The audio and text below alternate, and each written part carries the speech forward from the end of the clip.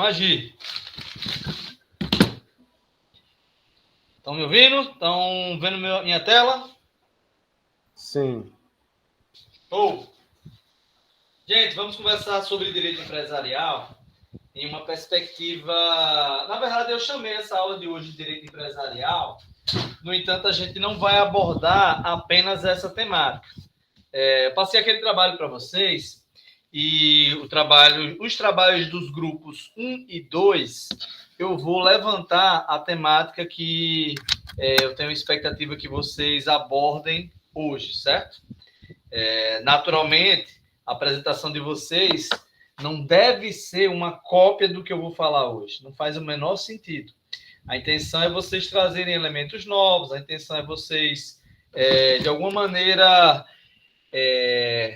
ensinarem a vocês mesmos, né? Eu vou jogar aqui no WhatsApp o link para quem não conseguiu entrar ou quem não viu lá no Google Sala de Aula, certo? Só jogando aqui o link. Pronto. Eita, esqueci minha água. Vamos lá, até onde eu aguento. Como eu estava explicando, a minha expectativa é que vocês tragam elementos novos, tragam coisas novas na apresentação de vocês. Senão não teria tanto sentido a gente ver duas vezes o mesmo tema, né? Então, a minha ideia é que a partir do momento que vocês, ensinando a vocês mesmos, há mais potencial de aprendizagem, certo? Estou projetando minha tela mais uma vez e, como de costume, eu vou ficar sem acesso ao chat. E aí eu peço para vocês, dúvidas, falarem no microfone. Então, eu queria que vocês dessem uma olhadinha nessa imagem e vocês me dissessem dela quem é ou quem são os empresários. Vou dar um tempinho para vocês enquanto eu pego minha água e aí eu gostaria que vocês debatessem um pouquinho. Oi, Valéria. A temática... Oi, pessoal, boa noite. Boa noite. Eu estou mostrando essa imagem para vocês e eu gostaria que vocês discutissem um pouquinho sobre quem dessa imagem aí é empresário, certo? Só um minutinho que eu volto logo só buscar minha água. Vamos pensando aí.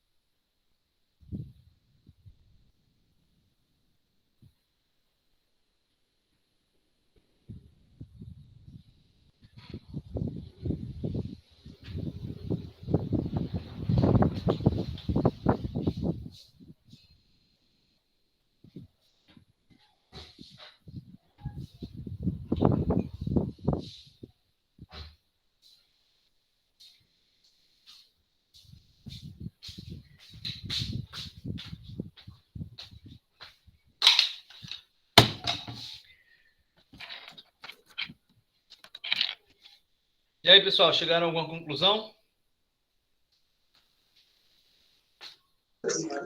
Aparentemente, você está falando assim, quem é o empresário desses três da imagem ou... Aí tem 4 pessoas, né? Isso.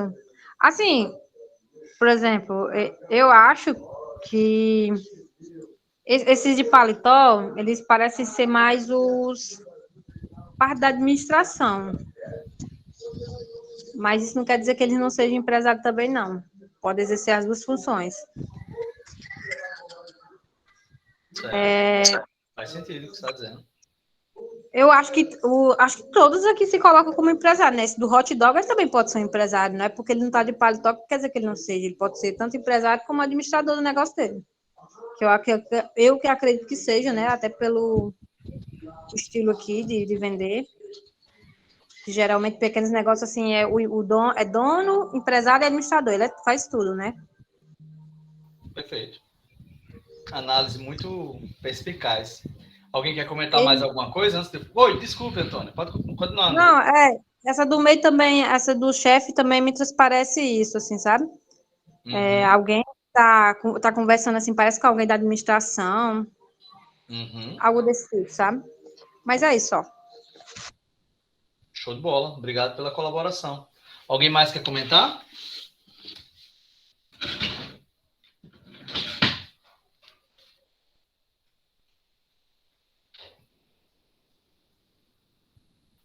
Ninguém mais? Gente, a análise da Andresa foi muito interessante, foi muito boa. E assim, de cara, eu já queria estabelecer para vocês a importância da gente quebrar determinados preconceitos. Essa pergunta naturalmente foi capciosa, ela foi proposital, porque a gente tem uma tendência a achar que engravatados são empresários, né? Quando, na verdade, via de regra, apenas por essas imagens, a gente não tem como dizer quem é o empresário. Esse moço com a roupa branca, aparentemente é um cozinheiro, ele pode ser um empresário, dono do restaurante, dono do estabelecimento, assim como esse rapaz que está mostrando esse cachorro-quente. Inclusive, nem jantei hoje, estou com fome. Ó. Mas o fato é que apenas pelo estereótipo, apenas pelo que a gente vê esteticamente sobre uma determinada pessoa, a gente não consegue só a partir disso inferir o que é que ela exerce profissionalmente. E, inclusive, diga-se de passagem, é importante que vocês quebrem um outro preconceito que existe sobre a sociedade. A linha de que pequenos negócios não são empreendimentos. A linha de que porque o cara tem uma barraca de cachorro-quente, ele não é empresário. Ele é, sim. Via de regra, se ele gesta o negócio dele, se ele cuida do negócio dele, se ele empreende atendendo a necessidade de algumas pessoas e se ele faz isso profissionalmente em troca de dinheiro, em troca de um recurso financeiro, via de regra, pela nossa legislação, ele é um empresário. Empresário é quem exerce profissionalmente determinada prática profissional, arriscando-se a partir do fornecimento de bens ou serviços. E esse termo arriscando-se, ele é crucial, porque o empresário, via de regra, é quem assume o ônus, o risco econômico daquela atividade. Quando você tem um empregado que ele atua, por exemplo, nesse restaurante, ou nessa talvez empresa de consultoria, ou alguém que apoia essa pessoa na barraca de cachorro-quente, quando essa pessoa assume o risco econômico de, por exemplo, perder o emprego, eventualmente, se esse negócio não der certo, por mais que haja um risco, essa pessoa empregou sua mão de obra, seu serviço, ela empregou-se, ela não empreendeu. Então, a diferença básica está nesse quesito. E, assim, as possibilidades são múltiplas, né? Não existe uma regra que diz que o empresário ele tem que ter X dinheiro lá na conta bancária. Não tem isso, gente. Então, vamos quebrar determinados preconceitos e compreender que empresário é um conceito muito mais simples do que pensamos. Geralmente, porque aqui não vai dar tempo nessa nossa disciplina, nesse formato atual, mas geralmente a gente costuma fazer um debate muito forte em cima dos entregadores. Um cara que entrega pelo iFood, um cara que é Uber, ele é um empreendedor? O que é que vocês acham? Qual a opinião de vocês sobre isso? Inclusive com base no que eu comentei agora há pouco, né?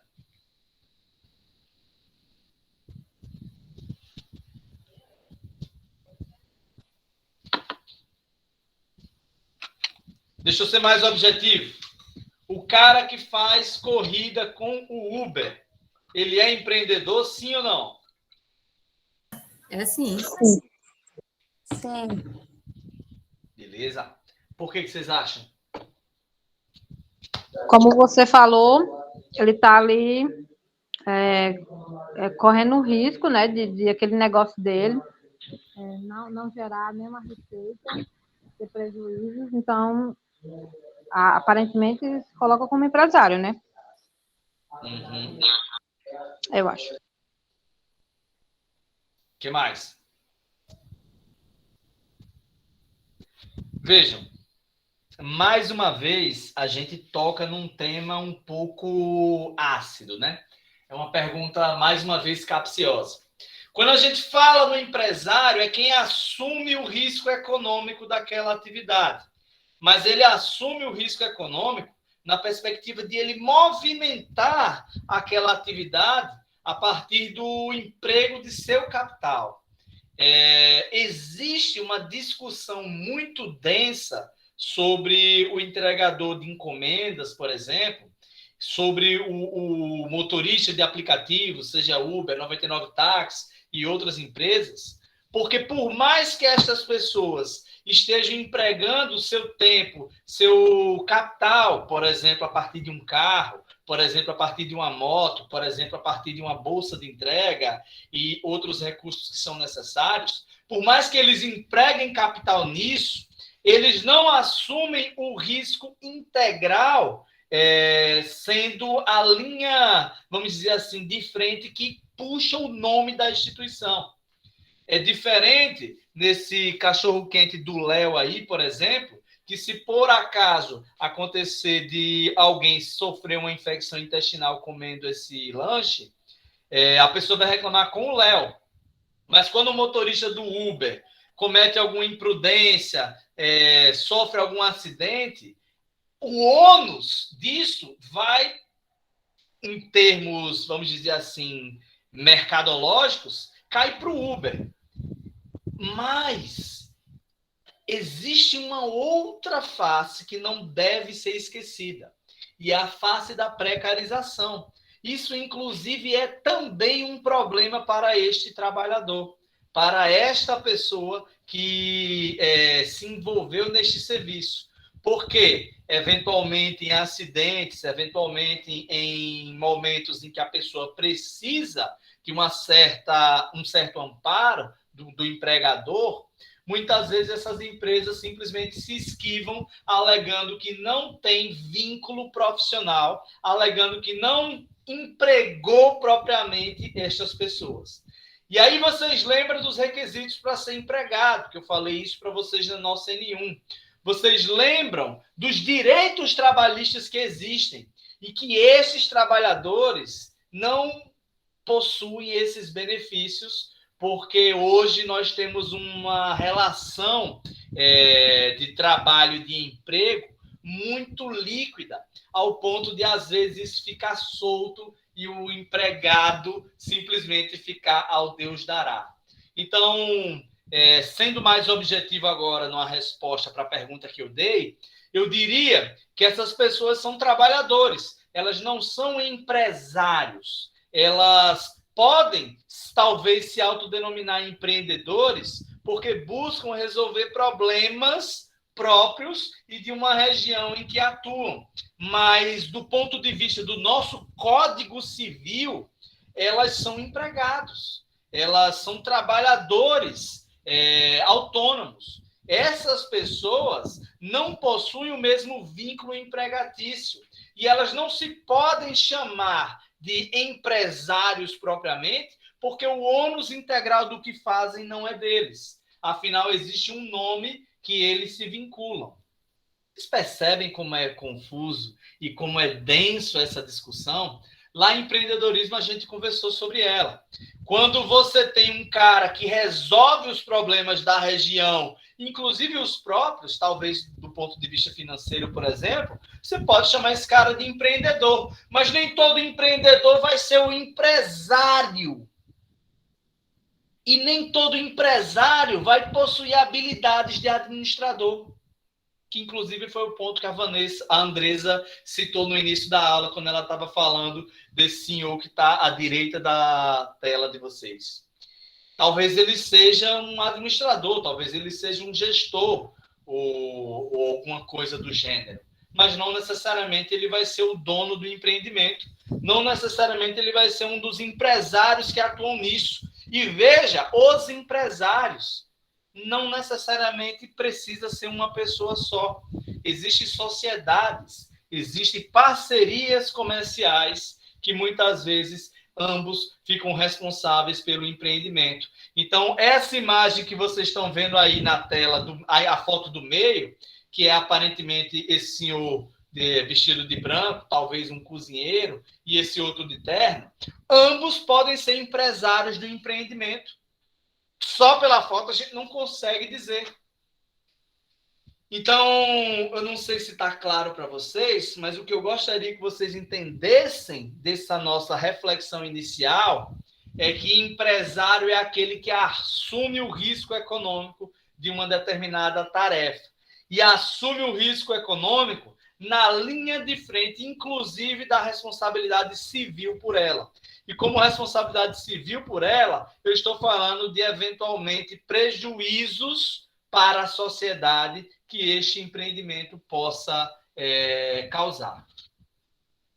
Posso avançar? Está claro? Quais são suas perguntas sobre isso?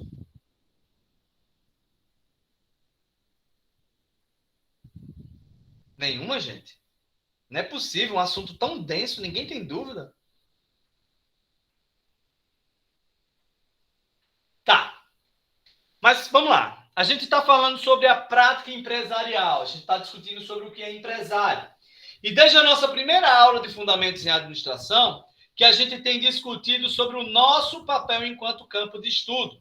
Nós, enquanto sociedade, nos organizamos em cima de desejos individuais, necessidades individuais, dúvidas, alguns determinados valores que eles vão se somando em quem somos e eles, organizados em um conjunto de nós, quando conseguimos nos unir em nome de um objetivo, ele se transforma numa organização.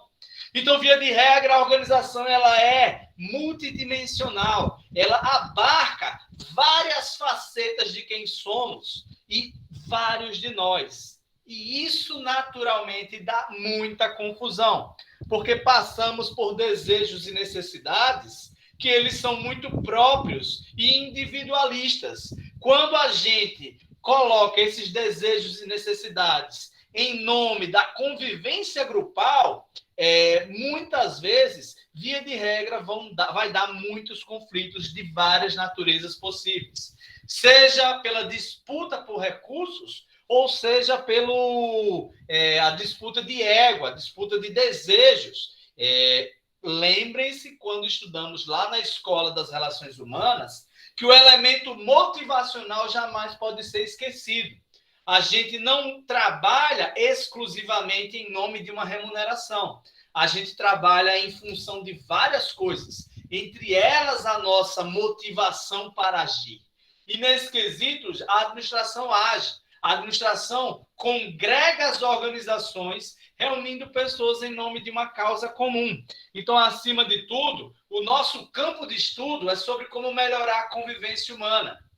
E essa melhoria aparece a partir do concílio de interesses. Essa é a maior meta de um gestor. Essa é a maior meta da administração. Conciliar interesses. E esses interesses, naturalmente, são muito complexos, de muito difícil concílio, porque as pessoas têm um costume de não se entenderem muito e não cederem muito. E tal qual na antiguidade, exclusivamente a força física preponderava, hoje alguns outros elementos fazem parte, muitas vezes, nessa relação de forças e conflitos que ela surge da nossa vivência em grupo. Muitas vezes a gente é influenciado por ideias que não têm tanto eco em quem somos, mas porque a gente ouviu elas de uma maneira um pouco mais atraente, por pessoas com mais habilidades de oratória, por exemplo, ou pessoas com mais recursos financeiros para influenciar a mídia e, a partir disso, talvez ditar como alguns pensamentos podem ocorrer. E aí, gente, nesse quesito, o nosso contexto social, o nosso tecido social, ele didaticamente pode ser dividido em 3 partes. E a gente já estudou sobre isso. A primeira delas, a gente pode chamar de Estado. Seria a organização de instituições que arrecadam impostos, distribuem impostos, fazem leis, e julgam as relações entre as pessoas. Esse Estado vai ser uma super instituição que ela vai congregar, proteger, punir, inclusive, as pessoas por fazerem ou deixarem de fazer certas coisas.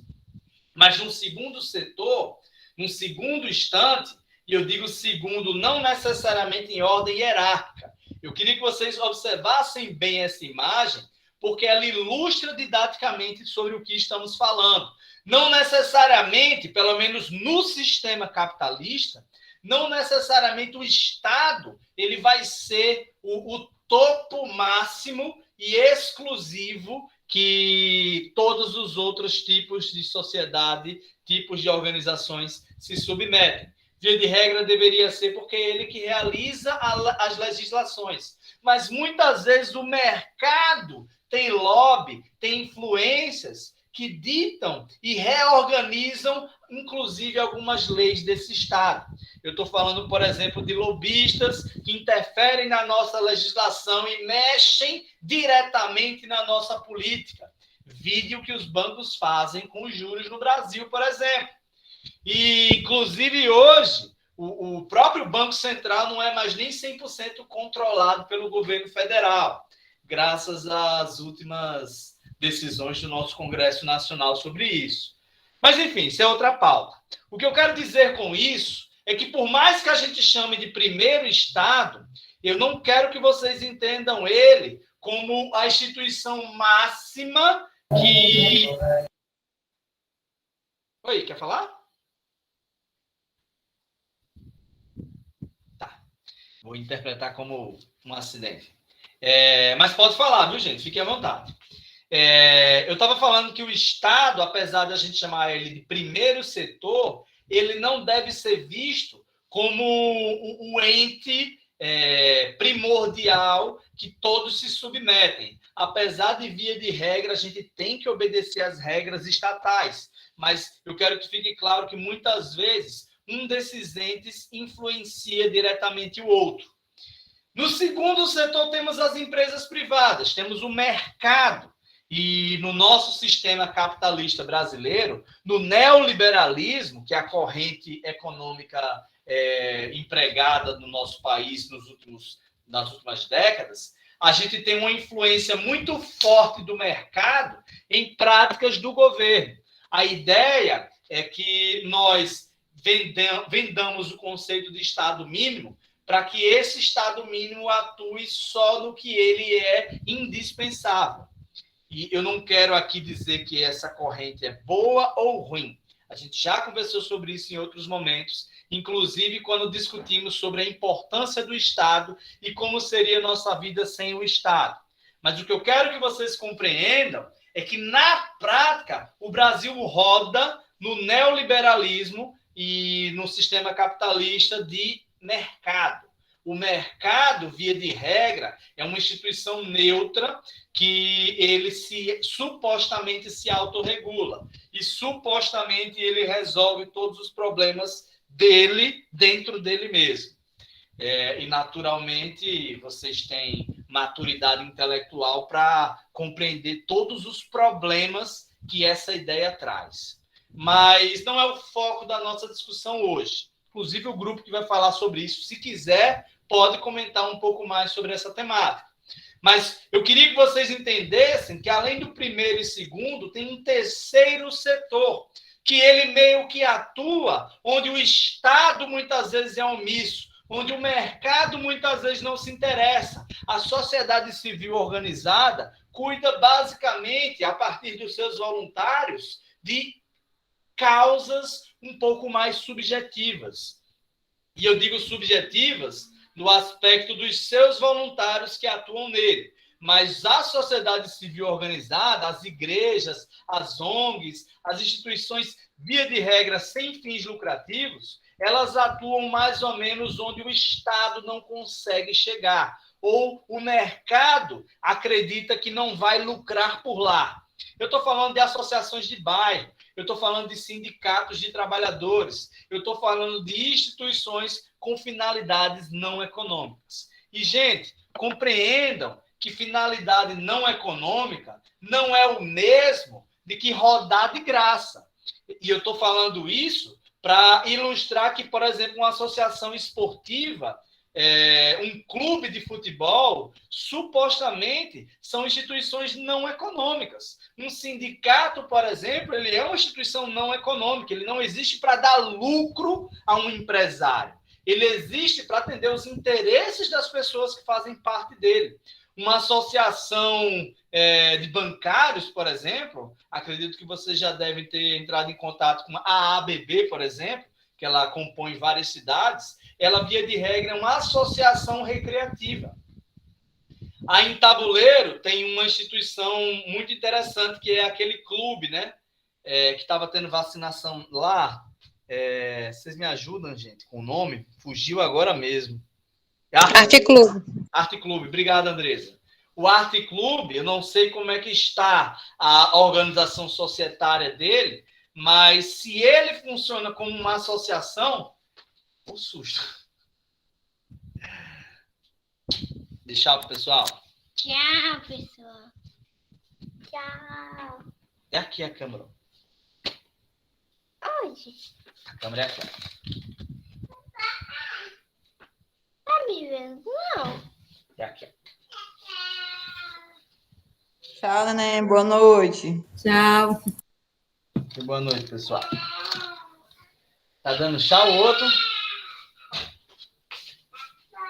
Tchau. Vem cá. Vem cá.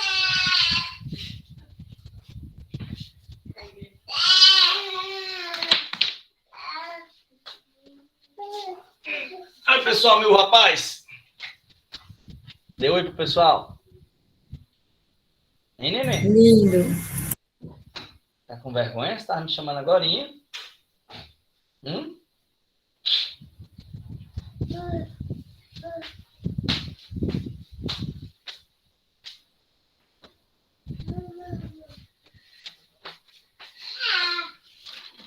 Tchau.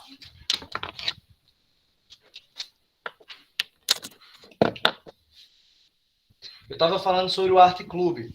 E eu estava comentando com vocês que eu não sei como é que está a estrutura societária deles hoje.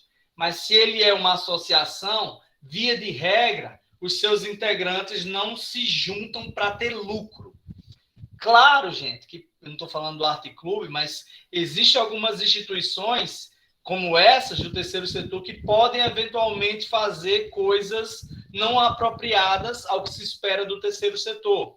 Estou falando, por exemplo, de uma ONG, estou falando, por exemplo, de uma igreja, porque do jeito que eu falo, parece que todo mundo que age no terceiro setor é santo, né? Não estou querendo dizer isso. Eu estou querendo dizer que, via de regra, essas instituições são feitas para atender outras coisas. Elas não são feitas para alguém lucrar. E elas fazem isso a partir de voluntários. Esses voluntários são pessoas que agem por vontade própria, e esse é uma das principais requisitos. Eles precisam querer fazer aquilo.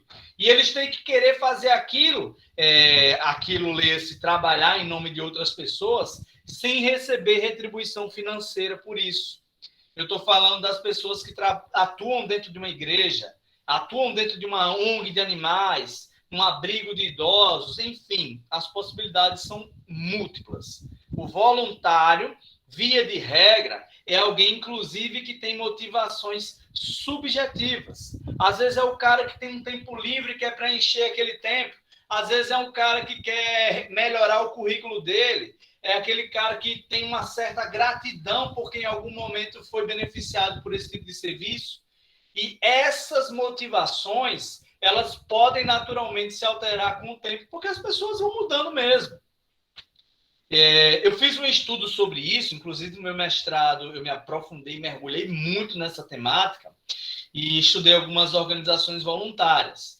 Nessa linha de raciocínio, a descoberta que a gente fez lá em João Pessoa foi interessante, porque a gente percebeu que a motivação dos voluntários, ela segue mais ou menos um movimento de V, e é um V um pouco aberto, porque ela começa alta, e aí até os 2 anos de atuação voluntária ela vai regredindo, e depois dos 2 anos ela sobe um pouco. porque naturalmente há uma tendência a essas pessoas amadurecerem na sua impressão sobre a instituição. Afinal, é muito comum um voluntário entrar achando que a instituição é de um jeito e, às vezes, se decepcionar, perceber que é outro. E não apenas porque talvez ele é desagradado por alguém dentro dela, mas talvez as motivações originais dele tenham sido irreais mesmo. Mas, assim, vamos lá. Sintetizando o voluntário. Ele age em nome de se doar por um trabalho, ele não recebe por isso, e ele pode, talvez, ter algum tipo de retribuição, mas em cima dos custos dele. É possível aquele voluntário receber, por exemplo, um vale alimentação, para ele se alimentar enquanto ele está atuando na instituição, um vale transporte, alguma coisa, mas que, via de regra, não vai remunerar ele. Ele não tem um vínculo trabalhista, ele não tem um vínculo empregatício com a instituição. Inclusive, pessoal, é importante deixar claro uma coisa nessa conversa, porque é possível que pessoas sejam remuneradas em associações, em ONGs, em igrejas. É possível, sim, que haja empregados dessa instituição. A pessoa que limpa um templo de uma igreja, por exemplo, via de regra, é possível que haja voluntários para essa função, sim, mas o trabalho voluntário, as instituições do terceiro setor, elas permitem também que haja vínculos trabalhistas com algumas pessoas dela. Então, você tem, às vezes, um contador, às vezes você tem uma pessoa que cuida da parte de redes sociais, enfim, você tem uma estrutura mínima que ela é necessária para que a instituição funcione. Mas o grosso, a maior parte das pessoas que atuam no terceiro setor, via de regra, são voluntários. Acho que foi a Ângela que levantou a mão. Quer falar, Ângela? Foi, professor, foi eu. Me diz uma coisa. É errado, vamos dizer assim, essa palavra, é errado eu pensar que essas organizações de terceiro setor, elas existem, como é que eu quero dizer? Elas aparecem, transbordam de uma falha que o Estado está deixando. Perfeito. É uma excelente pergunta. Excelente pergunta mesmo. Veja, em muitas situações, a resposta vai ser sim. Eu não sei se vocês já ouviram falar de Betinho, que foi um sociólogo muito marcante na história do Brasil, que ele começou aquela campanha do Natal Sem Fome.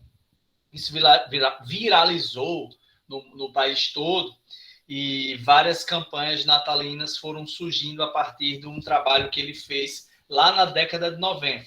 E, naturalmente, houveram outras instituições, outras figuras que se destacaram nessa parte mais assistencialista. A WWF, que é uma ONG em nível de mundo, o Greenpeace também, que é outra ONG em nível mundial, existe para discutir a causa ambiental, que deveria ser uma coisa desnecessária se o governo atuasse mais fortemente nisso. Então, respondendo a tua pergunta de maneira mais simples, via de regra, sobretudo na nossa região, em que o Estado ainda é muito ausente de determinadas partes do nosso corpo, do nosso tecido social, a resposta seria sim, via de regra, ONGs, igrejas, instituições sem fins lucrativos existem para suprir uma falta da ação estatal. As empresas privadas não têm interesse em explorar aquela região, porque aquilo não vai dar dinheiro, e o Estado não tem, vamos dizer assim, habilidade para sanar aquelas demandas. Mas é possível que elas surjam de questões não necessariamente fisiológicas. É possível que uma instituição sem fim lucrativo surja, por exemplo, da vontade que as pessoas têm de se divertirem juntos. E eu estou falando, por exemplo, de um bloco de carnaval, de uma escola de samba. Essas instituições, via de regra, elas existem para uma causa não fisiológica, não assistencialista, mas elas podem evoluir ao ponto de empregar muitas pessoas. É só olhar o que o carnaval carioca, o carnaval de Salvador, o carnaval pernambucano, o carnaval de vários locais, existem escolas de samba que elas movimentam muita coisa da economia. Inclusive, essa é outra coisa que eu queria conversar com vocês. Por que elas são importantes? Elas aquecem fornecedores, elas empregam pessoas, mas, acima de tudo, elas agem apoiando e guiando determinados grupos, inclusive sobre como eles devem se comportar. Elas dão amparo espiritual. Você quer comentar a importância de uma igreja? Independentemente de você ser religioso ou não, as instituições religiosas, elas têm um papel crucial para manter junto o tecido social, para a gente minimamente não estar se matando tanto quanto poderia ser se elas não existissem. Então, essas instituições, acima de tudo, agem do ponto de vista psicológico no nosso corpo e tecido social. Mas é possível que não seja só isso. É possível que não seja só no aspecto assistencialista. Então, Ângela, respondendo agora mais diretamente a tua pergunta, a resposta é sim. A maior parte delas existe para cumprir uma carência de coisas que o Estado não faz. No entanto, nem todas elas precisam ser dessa forma. Elas podem agir em causas não necessariamente assistenciais. Ok? Graziela está falando aqui no chat. Por isso que há tantos voluntários que se juntam em prol de pessoas de rua, doando marmitas para a sua alimentação, já que o Estado finge que eles não existem para a sociedade. Perfeito, Graziela. É por aí mesmo. Alguém quer comentar mais alguma coisa sobre isso? Gente, a gente está estudando administração e uma das coisas mais importantes que a gente tem que terminar o curso sabendo é que a administração não é um campo de estudo só para a empresa. A gente estuda aglomerações humanas. Nós estudamos como melhorar o convívio de grupo. Nós estudamos como otimizar recursos. Então, nós estudamos grupos, pessoas e como elas podem agir melhor em grupo. Então, outra possibilidade são, sim, as empresas. E é o que muita gente acha que a administração se limita. Nós não estudamos apenas mercado. As técnicas de administração que nós estudamos podem ser empregadas em qualquer organização, qualquer instituição. Mas eu queria falar agora sobre empresa, que é a atividade mais badalada, vamos dizer assim, quando se fala em administração. O que seria uma empresa? Alguém quer comentar alguma coisa sobre o que é uma empresa?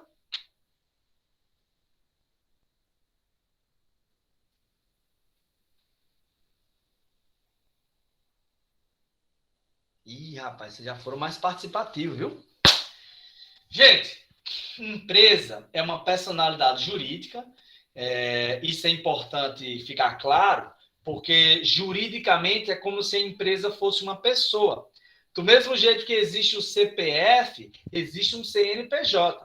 Esse CNPJ diz respeito a uma entidade fictícia, e eu digo entidade fictícia, para vocês imaginarem que ela é uma coisa citada e protegida também pelo Estado. As atividades econômicas que as empresas fazem, elas movimentam todo um tecido social, todo um corpo e uma junção de gente que ela, de fato, precisa ser protegida pelo Estado.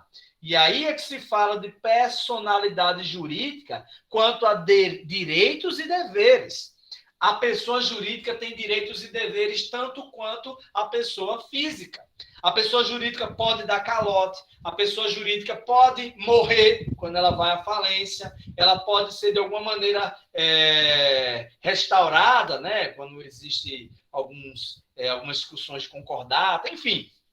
As possibilidades são múltiplas, mas estamos falando juridicamente de uma instituição que age para movimentar economicamente um grupo.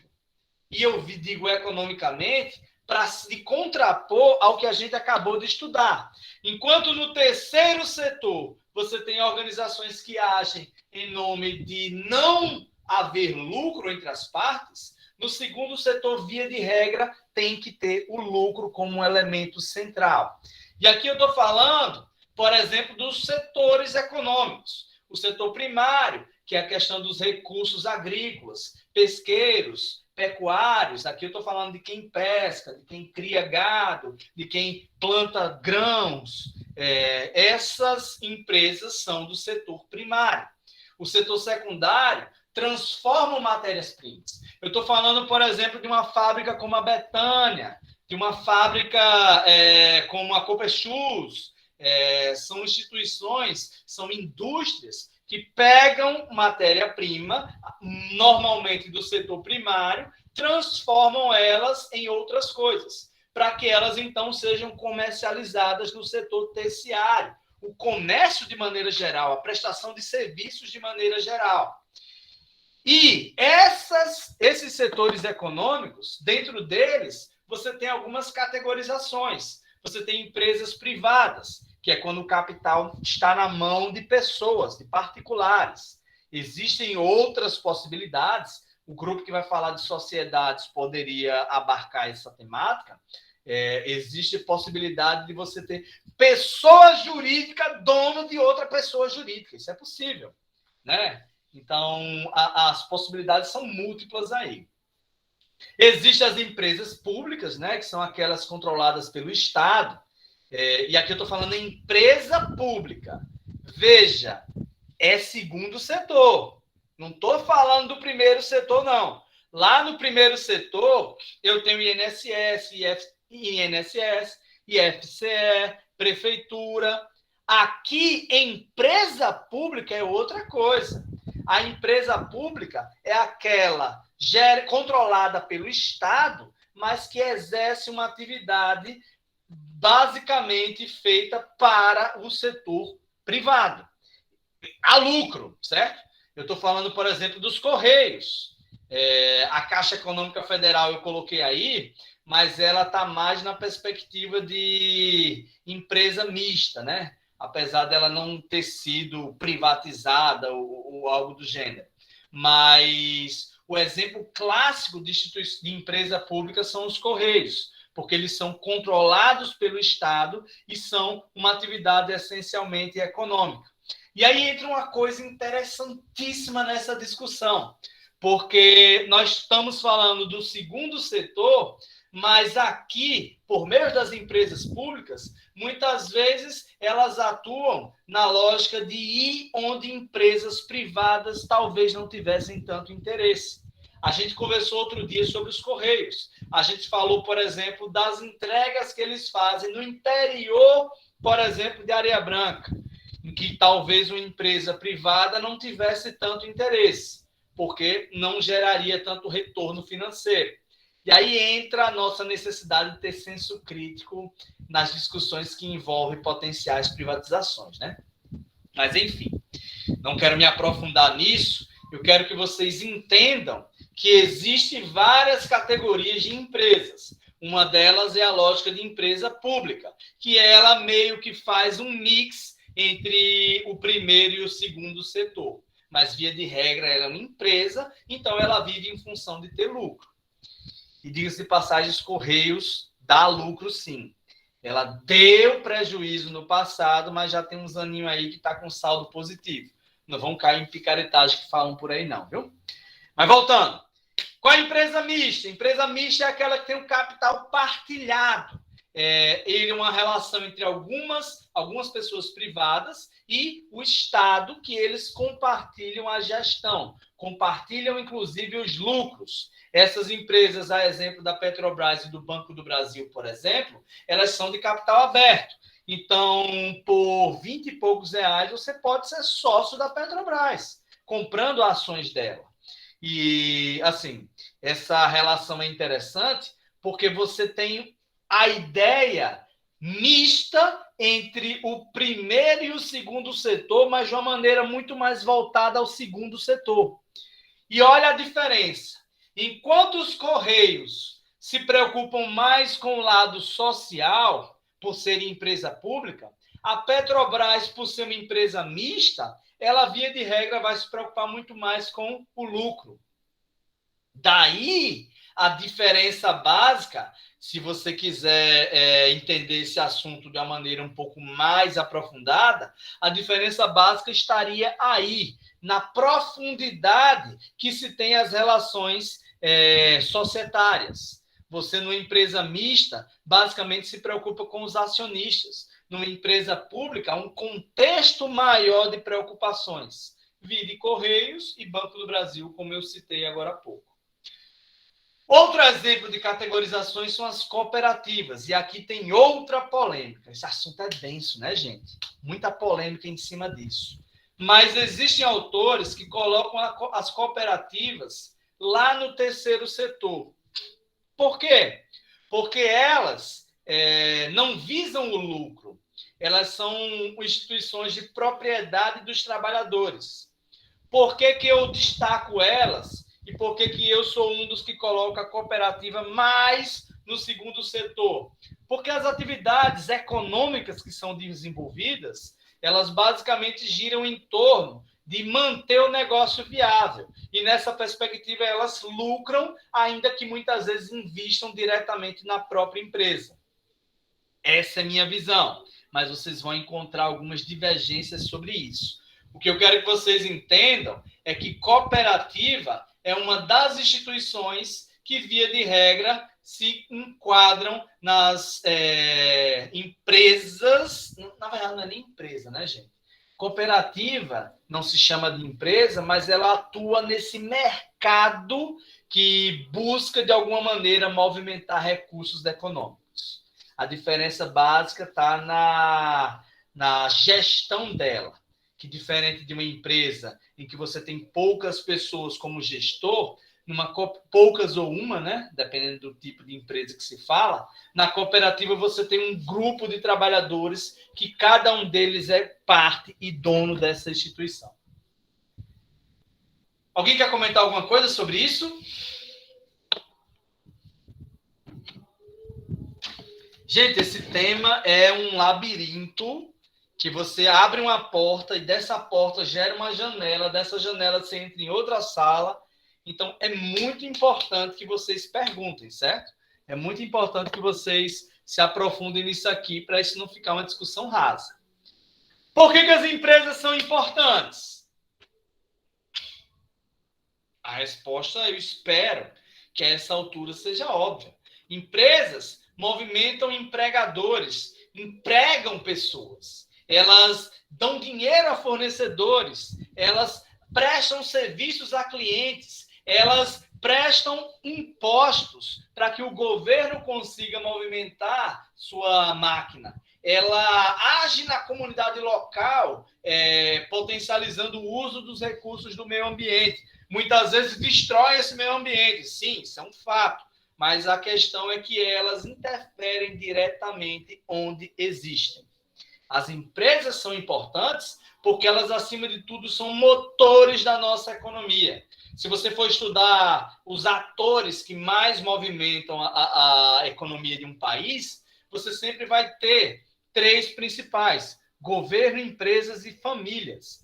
As empresas, elas fazem com que a roda gire, inclusive fornecendo emprego para essas famílias, girando o dinheiro e fazendo com que ele, de alguma maneira, retorne para o governo que inicialmente apostou, fornecendo infraestrutura, por exemplo, para que essas empresas consigam atuar. E o que é empresário? Começamos nossa conversa de hoje falando sobre isso. Empresário, segundo o nosso Código Civil, é quem exerce profissionalmente determinada atividade econômica. E aí, existem algumas pessoas que, via de regra, não podem ser empresários. Existem determinados ramos profissionais que, via de regra, não pode ter empresários. Aqui eu estou falando de ramos de natureza científica, profissões intelectuais, literárias, artísticas, são ramos que não permitem a prática empresarial. Existem algumas exceções que, inclusive, seriam muito interessantes que fossem abordadas pelo grupo que vai falar sobre isso, certo, gente?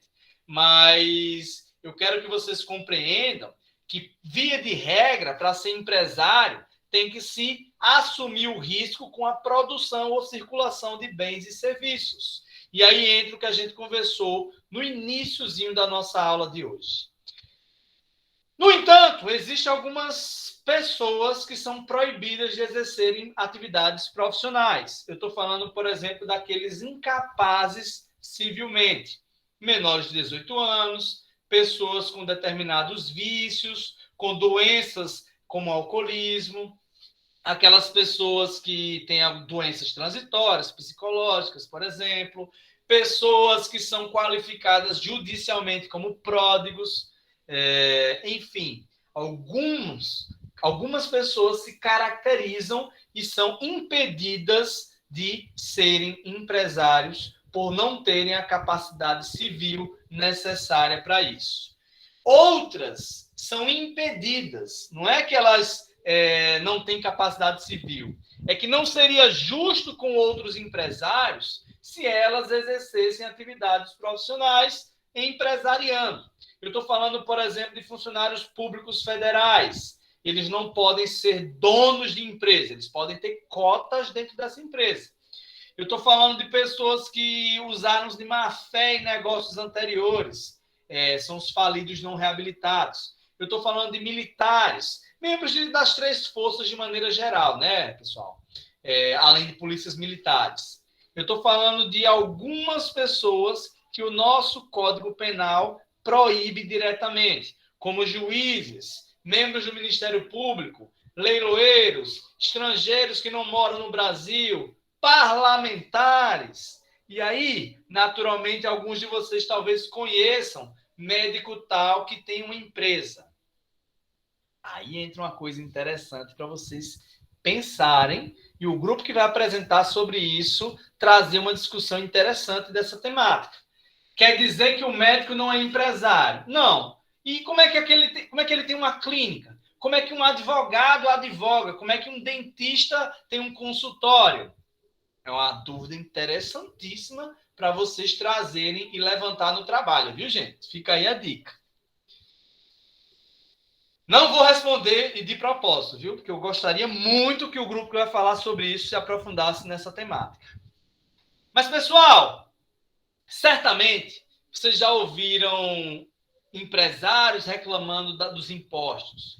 Vocês já ouviram muita gente falando sobre como é desafiador, como é difícil ter uma empresa no Brasil.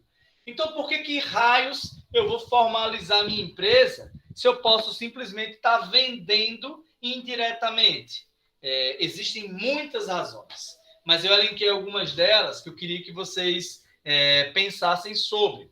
Quando você exerce uma atividade econômica e você não está legalizado, você está submetido, você está assumindo o risco de, a qualquer momento, uma fiscalização bater e você ficar proibido de exercer suas atividades, além de responder por uma multa.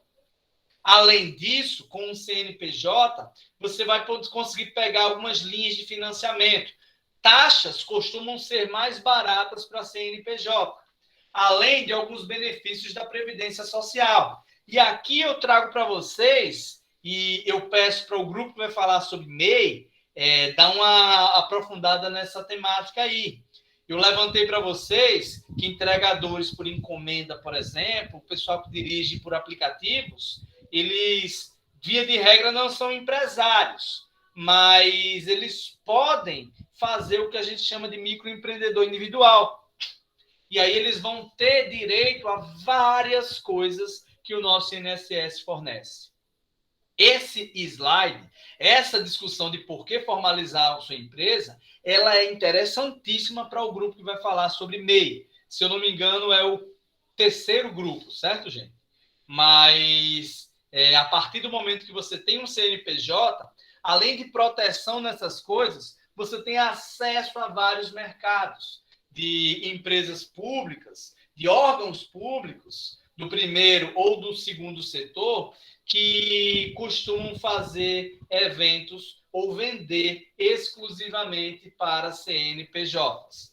Além de segurança quanto ao patrimônio particular, né? É importantíssimo que você que vai empreender, você que é empresário, tenha clareza sobre a distinção entre o seu patrimônio e o patrimônio da empresa que você empresaria. Eu trouxe esse fluxograma aí para vocês terem noção de como é mais ou menos que se formaliza uma empresa, né? Você, naturalmente, isso é uma simplificação, gente, mas de maneira geral, você vai passar por várias etapas, da elaboração de um contrato, recomendo um advogado ou um contador, até o cadastro na junta comercial. Depois desse cadastro na junta comercial ou no cartório de pessoa jurídica, você vai tentar na Receita Federal obter um CNPJ. E aí, você vai escrever a sua instituição na Cefaz, que é o caso do Ceará, que é a inscrição estadual ou municipal de algumas cidades. Dependendo do teu ramo, se você for fazer eventos ou ter uma circulação mais intensa de pessoas dentro do teu estabelecimento, você vai precisar de um alvará do Corpo de Bombeiros. E aí você vai precisar de um alvará na prefeitura. Para empregar, você tem que ter cadastro na Previdência Social. E aí você tem que fazer outros documentos na Fazenda Pública. E, assim, eu acredito que vocês tenham notado que são muitas etapas, é um campo muito ácido para quem quer fazer da mão para a boca.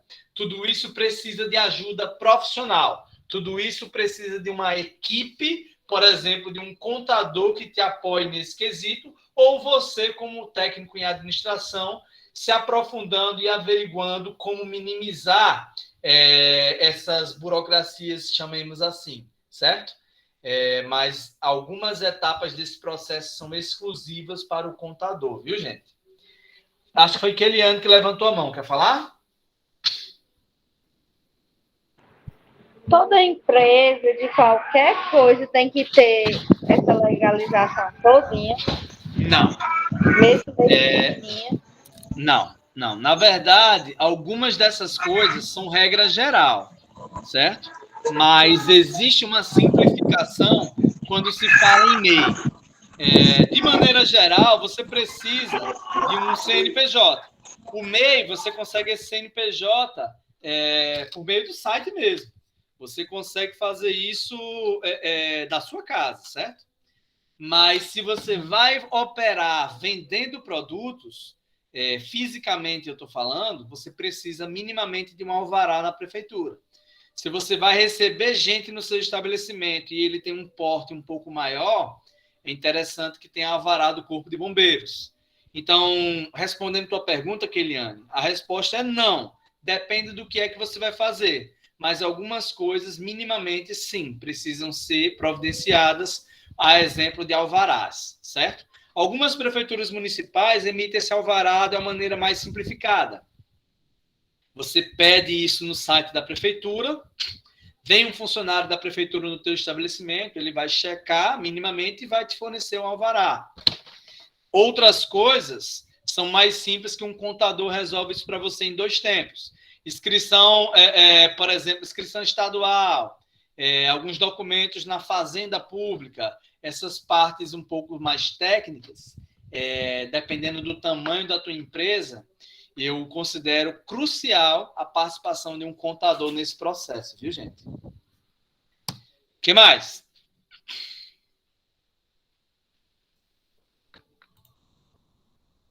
Dúvidas?